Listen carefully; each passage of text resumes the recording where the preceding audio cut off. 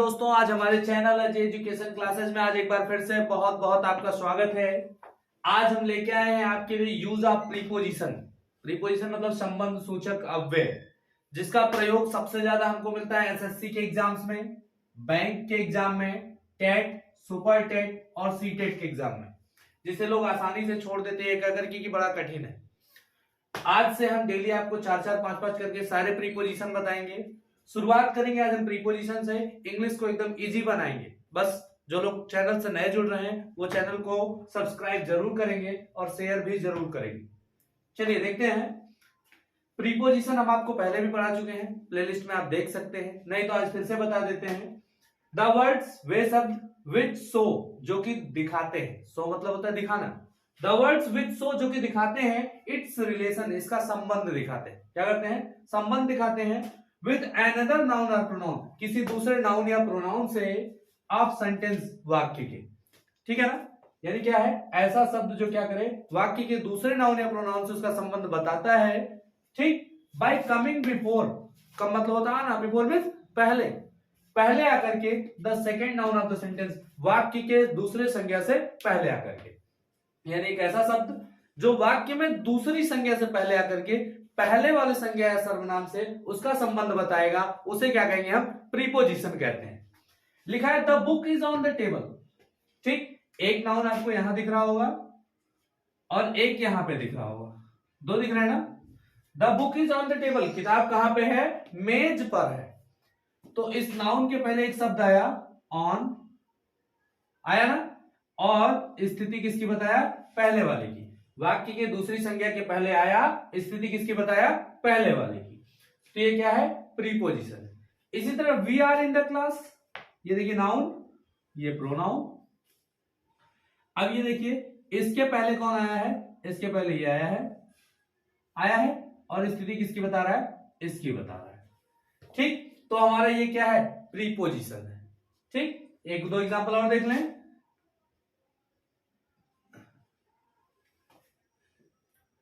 The cat is coming into room। देखिए एक यहां पे है नाउन और एक नाउन कहां पे है? यहां पे। अब इस नाउन से पहले आया इनटू और स्थिति किसकी बता रहा है? बिल्ली की, कि बिल्ली कमरे में आ रही है। तो ये भी क्या है? प्रीपोजिशन है। अब हम देखेंगे कि कब ऑन लगता है, कब इन लगता है, कब इनटू। इस तरीके से हम एक एक प्रीपोजिशन का यूज लिखेंगे, देखेंगे और समझेंगे। ठीक, अगर आपको आवश्यकता हो तो आप इसका स्क्रीनशॉट लेकर के रख सकते हैं, तब हम आगे बढ़ेंगे।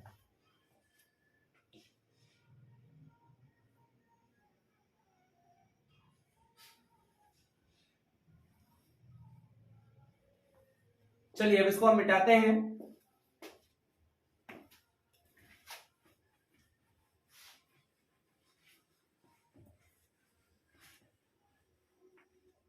चलिए देखेंगे, सबसे पहले हमारा जो प्रीपोजिशन है वो ऑन। क्या है? On. Use of on. On means होता है बेटा पर। क्या होता है? पर। ठीक, इससे पता चल रहा है वो किसी चीज के ऊपर है, पर लिखा है ना। चलिए तब देखते हैं इसका यूज हम करते हैं तो कहां करते हैं, कब करते हैं, ये हमें देखना है। तो देखिए ऑन का जो सबसे पहला यूज है वो हम उस स्थिति में करते हैं जब कोई क्या हो, छोटी वस्तु हो और वो किसी बड़ी वस्तु के ऊपर रखी हो। एग्जाम्पल हम आपको दिखा देते हैं। चलिए हमारे पास क्या है? ये एक कॉपी है, ये बड़ा दिख रहा है, ये कप है, इस पे हमने रख दिया। यानी जब कोई छोटी वस्तु किसी बड़ी वस्तु के ऊपर रखी हो और उसके सतह के बीच संपर्क हो। क्या हो? जब कोई छोटी वस्तु किसी बड़ी वस्तु के ऊपर रखी हो और उसके सतह के बीच संपर्क हो तो हम क्या यूज करते हैं? ऑन यूज करते हैं। अगर हम कहें कप कॉपी पर है तो कप छोटा है, ये बड़ा है, तो छोटी वस्तु बड़ी वस्तु पर रहेगा तो क्या लगेगा? ऑन लगेगा। समझ में आया? इस तरीके से देखें तो रूल लिख लेंगे। पहला रूल लिखेंगे, जब कोई छोटी वस्तु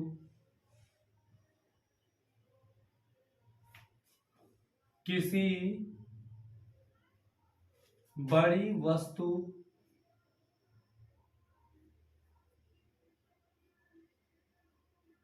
पर रखी हो। जब कोई छोटी वस्तु किसी बड़ी वस्तु पर रखी हो तो बड़ी वस्तु के पहले, किसके पहले? बड़ी वस्तु के पहले, पर के अर्थ में, किसके अर्थ में? पर के अर्थ में ऑन का प्रयोग करते हैं। किसका प्रयोग करते हैं? ऑन का प्रयोग करते हैं, इस तरीके से। ठीक है ना? एग्जाम्पल हमने आपको दिया है कि क्या हो, जैसे हमारा क्या है, कप है, इस पे रखा हुआ है, तो हमको कहना है कप किताब पर है, या फिर कप कॉपी पर है, या फिर कप मेज पर है। जैसे लिखना है कप मेज पर है।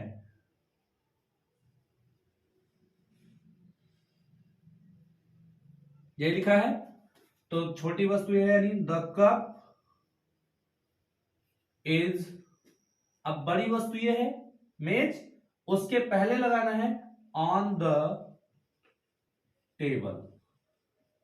इस तरीके से हमारा क्या हो गया? ऑन प्रीपोजिशन है। इसी तरीके से और लिख दे, the jug is on the jug is on the mat. Jug कहां पे है? चटाई पर है, तो ये भी क्या है हमारा?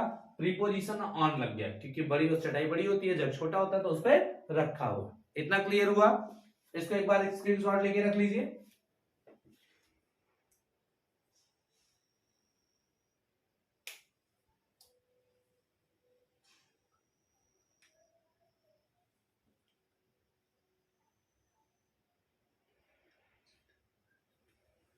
चलिए आगे देखें। आगे देखते हैं सेकेंड रूल को हम देखेंगे। अब सेकेंड रूल में हम कब यूज करते हैं? जब हमारा tense present perfect continuous, past perfect continuous या फ्यूचर परफेक्ट कंटीन्यूअस ना हो। इन तीनों में से नहीं होना चाहिए, क्योंकि उनमें तो समय के लिए क्या लगता है? सिंस पावर लगता है। तब यानी अगर कोई निश्चित दिन हो, निश्चित दिन हो, ठीक, निश्चित तिथि हो,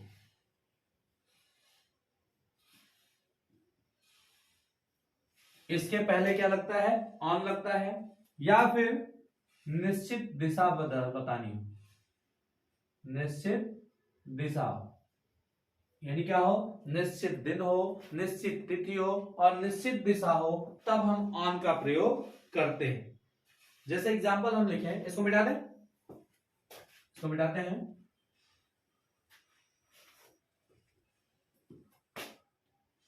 वह, निश्चित दिन की बात करें, वह रविवार को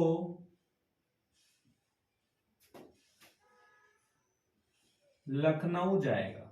वह रविवार को लखनऊ जाएगा, तो इसमें क्या होगा? ही विल गो, कहा जाएगा? टू लखनऊ। कब जाएगा बेटा? रविवार को, ऑन संडे। इस तरीके से हम इसका यूज करेंगे। निश्चित तिथि देख लें, वह 15 सितंबर को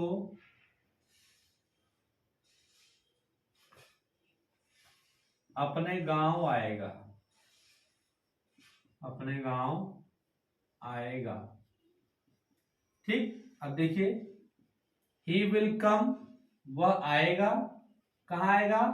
टू हिज विलेज, अपने गांव आएगा, ऑन 15 सितंबर। कब आएगा? 15 सितंबर।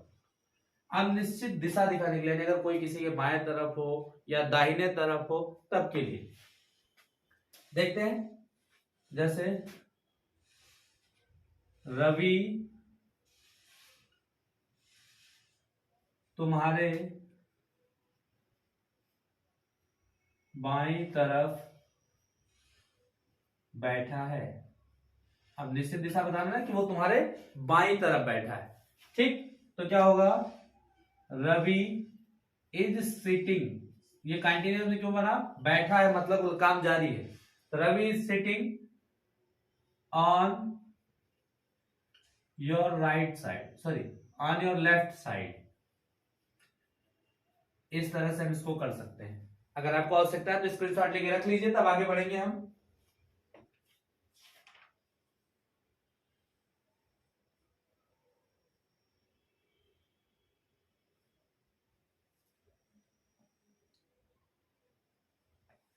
चलिए अब मिटा दें इसको। आपको समझ में आ गया होगा ऑन का यूज, किसका यूज, ऑन का। अब पर के लिए एक शब्द और यूज होता है अपॉन, उसका यूज हम देखेंगे।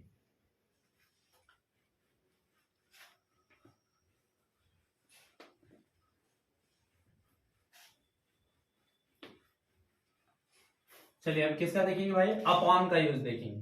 किसका, अपॉन। अपॉन मतलब भी क्या होता है, पर। तो अपॉन का यूज कब करते हैं भाई, अपॉन का यूज तब करेंगे जब कोई हमारा बड़ा ऑब्जेक्ट हो, यानी कोई बड़ी वस्तु हो, उसके ऊपर कोई छोटी वस्तु गतिशील होकर आ जाए। क्या हो जाए, जब कोई बड़ा ऑब्जेक्ट हो, ठीक, उसके ऊपर कोई चीज गतिशील होकर आ जाए, यानी आकर के गिर जाए, या तो कोई ला करके रख दे, या तो फेंक दे, तब। एग्जाम्पल देखना है। चलिए फिर से देखते हैं। ये हमारा कॉपी रहा, सपोज दैट इसमें कुछ नहीं है, लेकिन मैंने ला करके रख दिया या फिर फेंक दिया, ठीक, या फिर मान लेते हैं मार्कर मैंने लाके रख दिया, पहले से नहीं था ना, मैंने लाके रख दिया। तो जब कोई छोटा ऑब्जेक्ट किसी बड़े ऑब्जेक्ट के ऊपर गतिशील होकर के आ जाता है, तो उस स्थिति में क्या लगता है, अपॉन लगता है। क्या लगता है, अपॉन लगता है। लिख दे रूल।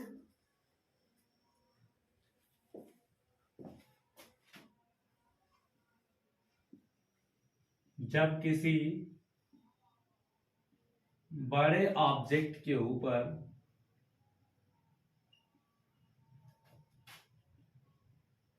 कोई छोटा ऑब्जेक्ट गतिशील होकर आ जाए, तो किसका यूज करते हैं भाई, अपॉन का यूज करते हैं। तो अपॉन का यूज करते हैं, किसका यूज करते हैं, अपॉन का। हो जाएगा। जैसे झाड़ू मेज पर आ गया, क्या लिखते हैं भाई, झाड़ू मेज पर आ गया, या फिर बिल्ली मेज पर आ गई, बिल्ली मेज पर कूद गई। चलिए लिखते हैं बिल्ली मेज पर कूद गई। तो बिल्ली पहले से नहीं थी ना, मेज बड़ा बिल्ली छोटी, कूद के आ गई, तो मतलब क्या हो गया, द कैट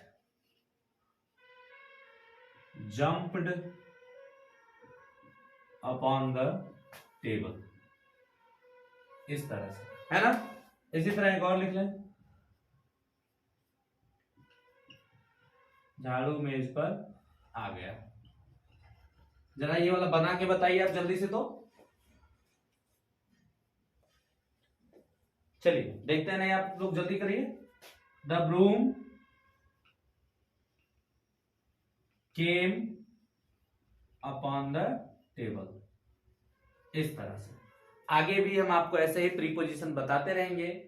तब तक आप हमारे चैनल को शेयर करते रहें, और जिन लोगों ने अभी हमारे चैनल को सब्सक्राइब नहीं किया वो सब्सक्राइब करें। कमेंट जरूर करें, आपको जिन टॉपिक की आवश्यकता हो आप उनको तुरंत कमेंट करें, हम तुरंत आपका जवाब देंगे। और आगे के प्रीपोजिशन के साथ हम आपसे कल मिलेंगे, कल शाम 6 बजे लाइव क्लास में। तब तक के लिए बहुत बहुत धन्यवाद।